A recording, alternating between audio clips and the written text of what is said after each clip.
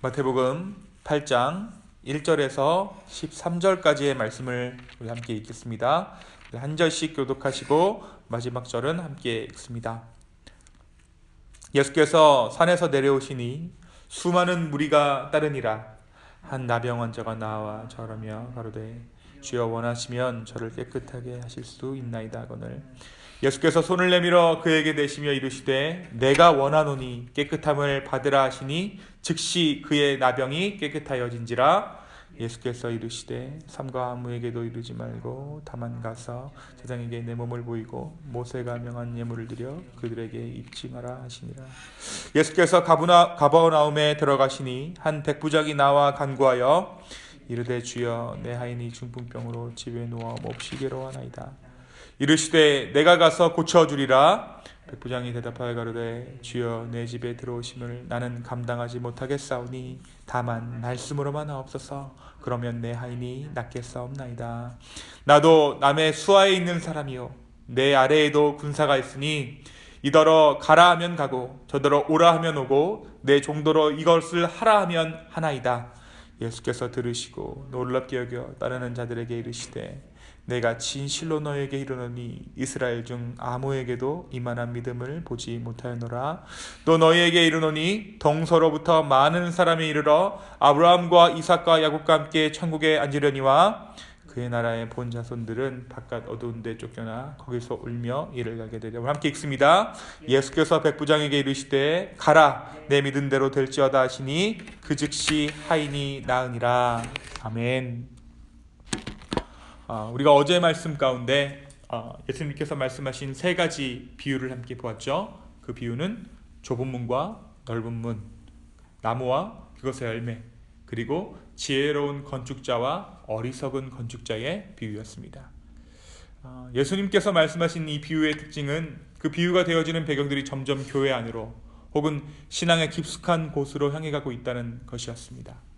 우리가 좁은 길을 걷고 거짓 선지자의 속임에 빠지지 않더라도 결국 진정 지혜 있는 자의 모습은 주님께서 주신 그 말씀을, 그 은혜를 삶으로 정말 한 절이라도 담아내는 자들임을 우리가 어제 말씀 가운데 함께 보았죠. 예수님의 가르침에는 권위가 있었습니다. 그래서 이 가르침을 마치셨을 때 사람들은 예수 그리스도의 가르침에 정말 놀라워했어요. 특별히 7장 마지막 부분에 보면 예수님의 가르침이 당시 구약 율법의 최고 권위자였던 서기관들의 가르침과 비교했을 때 권위가 있었다라고 전합니다. 서기관들이 어떤 자들입니까? 말씀의 전문가들이었고 정말 율법이라면 도통했던 자들이 구약의 이 말씀 가운데 서기관들입니다. 그런데 그들의 가르침과 비교했을 때 예수 그리스도의 가르침이 권위가 있었다. 서기관의 가르침과 예수님의 가르침은 동일한 배경, 그러니까 구약의 율법을 기초로 하고 있었습니다. 그 교과서가 같았던 거예요. 그런데 예수님의 가르침은 그 율법의 주인으로서 율법 안에 담겨져 있는 하나님의 말씀을 전하는 가르침이었기에 사람들은 그 가운데 하나님의 생명을 체험할 수 있었습니다. 그 가르침이 마친 후에 예수님께서 이제 본격적으로 사역하시기 시작해요. 마태는 특별히 8장부터 9장까지 총 9개의 기적을 우리에게 소개합니다. 오늘 우리가 읽은 말씀은 마태가 기록한 예수님의 기적 중에서 첫 세 번째 기적에 해당하는 말씀입니다.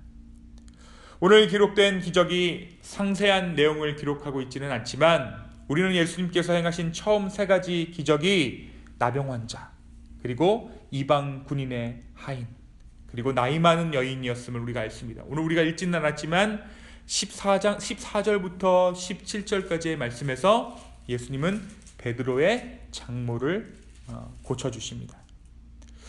자, 근데 오늘 말씀 한번 잘 보시면 어떠한 특징이 있는가? 먼저 이들이 간구를 잘 보면 예수님께 나와서 나의 병을 좀 낫게 해주십시오, 혹은 하인의 병을 낫게 해주십시오라고 이야기하는 그 주체를 보면 자기의 욕심이나 자기의 뜻이 아니에요. 나병 환자도 예수님의 입장에서 이야기하고 있어요. 뭐라고 그러냐면 주님께서 원하시면 나를 낫게 할 수 있습니다. 나를 좀 낫게 해주십시오 이게 아니라 주님이 원하시면 두 번째, 이 군대의 백부장의 하인을 낫게 할 때도 어떻습니까? 이 백부장이 지금 자기의 필요를 위해서 나온 것이 아니라 하인을 위해서 나왔어요. 주님 오시지 말고 말씀만 하시면 내 하인이 낫겠습니다. 세 번째, 베드로의 장모를 낫게 하실 때도 베드로 스스로가 아니라 베드로는 구하지도 않습니다. 들어가서 보니까 장모가 누워있어요. 우리의 정말 간구함은 우리의 욕심을 채우는 것이 아니라 주님께 우리의 시선을 맞추었을 때 그때에 주님께서 일하신다. 먼저 우리가 구해야 할 것은 주님의 겸손이다라는 사실을 오늘 말씀 가운데 우리가 먼저 발견할 수 있습니다. 오늘 예수님께서 고쳐주신 사람들의 특징은 나병 환자, 이방 군인의 하인, 나이 많은 여인, 당시 사회적으로 완전히 천대받던 자들이에요. 나병 환자는 그 공동체 가운데 들어갈 수도 없습니다. 만질 수도 없습니다. 만지는 사람도 부정해지기 때문입니다.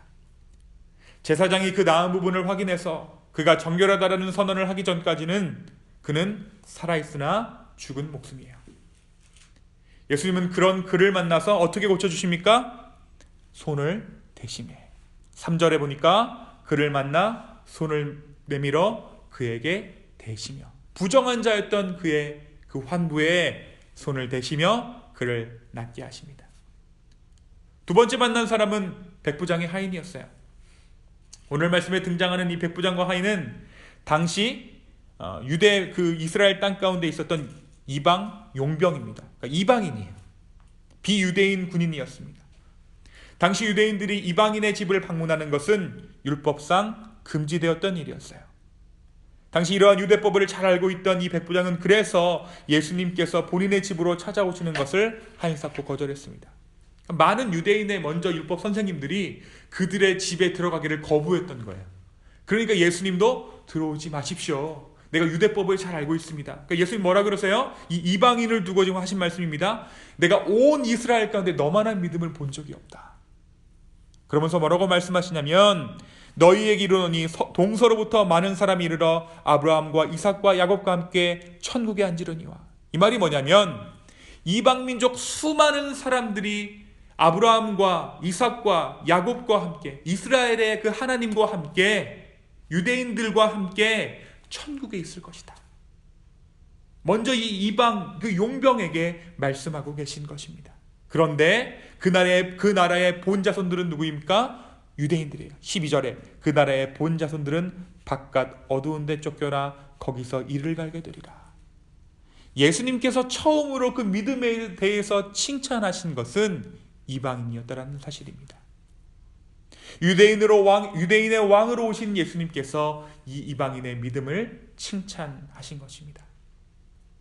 세 번째, 예수님께서 고쳐주신 인물은 다름 아닌 제자 베드로의 장모였어요. 예수님은 열병으로 앓고 있던 베드로의 장모를 긍휼히 여기셔서 그 장모를 고쳐주십니다. 그리고 나서 이 장모가 낫자마자 무엇합니까? 예수님을 수종들기 시작해요. 그리고 나서 수많은 사람들이, 수많은 귀신자들과 병든 자들이 예수님께 찾아오는 계기가 됩니다. 사랑하는 여러분, 오늘 말씀은 우리에게 무엇을 말하고 있을까요? 예수님은 약하고 소외받는 자들에게 먼저 다가가시는 분이세요. 여기서 약하고 소외받는 자들이란 착하디 착해서 자기 것 못 챙겨 먹는 사람들을 말하는 것이 아니에요. 사람들이 혐오하고 부끄러워하고 같은 하늘 아래에 숨쉬기조차 꺼려하는 사람들, 예수님은 그런 자들에게 먼저 찾아가셨다는 거예요. 먼저 이 정말 나 스스로도 내 죄가 정말 혐오스럽고 부끄럽고 정말 하나님 앞에서 어쩔 줄 모르는 그 죄악 가운데 있는 자들, 이 지금 나병 환자나 이 용병이 그 죄를 어떻게 자기 스스로를 생각했을 때 어떻게 생각했겠습니까? 나는 원래 이런데 사람들은 나를 이렇게 대우해, 이렇게 생각하지 않았어요. 그들이 다른 사람들이 바라보는 그 눈으로 스스로를 바라보고 있었던 거예요. 나도 수치스럽고 내가 왜 이런지 모르겠고 나는 왜 이러한 운명을 타고났는지도 모르겠고, 그러한 자들에게 예수님께서 먼저 다가가 주셨다는 사실입니다. 개인적인 차원에서도 마찬가지입니다. 내가 가장 약해져 있을 때, 내 스스로가 부끄러울 때, 그때 주님은 우리를 만나주세요. 그 순간이 주님 만나기에 가장 합당한 때라는 것입니다. 약하다고 하는 것은 그냥 실패를 경험했을 때 그러한 마음이 아니에요. 수치스러울 때, 정말 없어져 버렸으면 좋겠다, 내가 정말 이 땅에서 좀 숨었으면 좋겠다 생각하는 그때에 주님은 그곳을 정확하게 어루만지시는 주님이십니다. 그리고 뭐라고 말씀하시냐면 너가 믿음이 있다, 너가 믿음이 있다라고 말씀해 주세요. 믿음이 다른 것이 아닙니다. 나의 정말 그 부끄러움을 가지고 주님 앞에 나오는 그것이 바로 우리의 믿음이라는 거예요. 말씀이 이야기하는 대로 주님은 이 땅에 오셔서 참 많은 자들을 만나주셨고 많은 일들을 하셨습니다. 그러나 예수님을 만나서 인생이 변한 사람들에게는 예수님을 만난 그 사건이 유일한 사건, 자기의 인생을 통째로 바꾸어준 사건이었을 거예요. 사랑하는 여러분, 오늘 우리 주님이 우리의 삶 가운데, 우리의 기도 가운데 임하실 줄로 믿습니다. 가장 은밀하고 가장 내밀한 부분까지도, 내가 정말 부끄러워서 내 스스로의 기억에서도 지워낸 그 부분을 우리 주님께서 만져주십니다. 이전에는 부끄러움의 상징이었던 그 약함이 주님께서 만져주시면 훈장이 됩니다. 이전에는 그것을 생각하면 부끄러웠고 숨고 싶고 내 존재가 어쩔 줄 몰라서 정말 터져버릴 것 같았지만 주님이 만져주시면 그것을 생각하면 생각할수록 마음이 따뜻해집니다. 오늘 이 아침은 나의 상처가 훈장이 되는 아침입니다. 나의 상처가 주님의 손길로 회복되는 아침입니다. 나의 모든 것을 아시는 주님께 우리의 삶을 내어 맡겨 드릴 수 있는 믿음 있는 저와 여러분 되기를 예수님의 이름으로 축원합니다. 이 시간 함께 기도하시겠습니다. 주님, 기억에서 잊고자 우리의 마음속에서조차 지원했던 나의 추악한 과거들, 다른 사람들이 보기에도 수치스럽고 내가 내 스스로 보기에도 수치스러운 그 모든 것들을, 그리고 주님께서도 그것들을 수치스럽게 생각하시겠다라고 생각했던 나의 모든 약한 부분들, 주님, 이 아침에 우리가 그것들을 가지고 주 앞에 나옵니다. 성령 하나님, 우리를 만져주십시오. 우리를 만져주십시오. 오늘 하루를 사는 동안에 내가 온전하게 주님의 말씀으로, 주의 성령으로 회복되기를 소망합니다. 주님, 기쁨의 교회 가운데 주의 성령이 임하기를 원합니다.